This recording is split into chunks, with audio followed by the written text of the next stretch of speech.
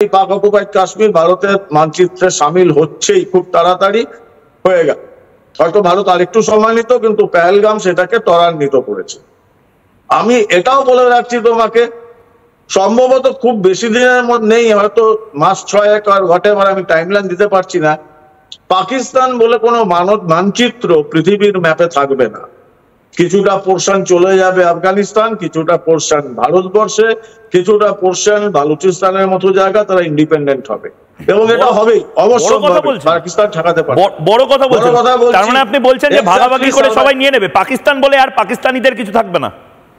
হ্যাঁ, হয়তো রাওয়ালপিন্ডি, করাচি, লাহোর থাকলো, পাঞ্জাব প্রদেশটা কিছুটা থাকলো, কিন্তু খাইবার পাখতুনখোয়া বেরিয়ে যাবেই যাবে, বালুচিস্তান বেরোবেই, পাক অকুপাইড কাশ্মীর বেরোবে। এখনো তো পাক অকুপাইড কাশ্মীরের ভেতরে ইন্টারনাল রেজিস্ট্যান্স শুরু হয়নি।